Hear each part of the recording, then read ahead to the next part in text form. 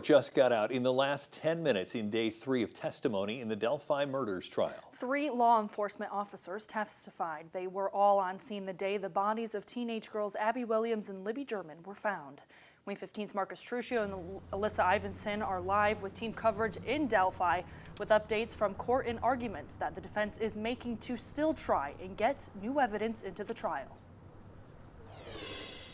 Yes, Dirk and Taylor, as you just said, court got out in the last 10 minutes. Alyssa was in there all day today.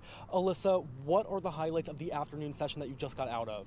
Yeah, so the morning we saw a lot of crime scene photos and it was very emotional, and the afternoon was really a continuation of that. We saw more crime scene photos taken by different crime scene investigators, all of them with the state police, all of them telling a very similar story of how they processed pictures of each girl and took wide shots of the area and then honed in on more specific areas looking for more specific evidence.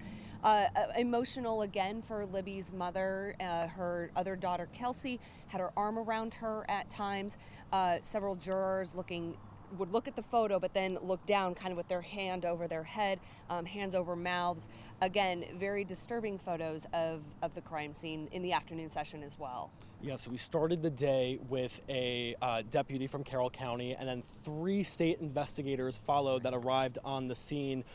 The defense had the chance to cross-examine after the prosecutors questioned those witnesses. So what has the defense been asking in those cross-examinations? Yeah, and actually we're still in the middle of the testimony of that 3rd investigator. Judge Gull broke court for the day. It's been a long and emotional day, and she said, okay, we're going to stop for today and we'll resume his testimony. So the defense has not cross-examined that 3rd investigator yet. But for the first 2, they really were focusing on photos of the bullet casing found at the crime scene and asking why only pictures of the back of it, the head stamp area of it, were taken. There weren't any photos taken of it after it was pulled out of the ground.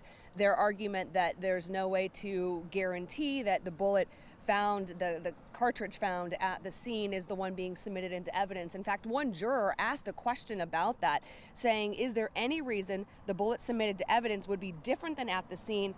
The investigator said no, that there's a chain of evidence of custody, that once it's checked in, it's numbered, it's cased, it's locked up, so that would be consistent. But the defense really trying to pinpoint areas that they would call mistakes in the state police investigations from the onset. But again, all of this will continue tomorrow as we continue to hear testimony from that 3rd investigator. Yeah, and as all this is happening in the courtroom, the defense continues to file motions to get certain evidence in or out of the trial. The latest is to get audio from that infamous video taken on Libby German's phone with the quote-unquote bridge guy. Judge Gull has yet to rule on that motion.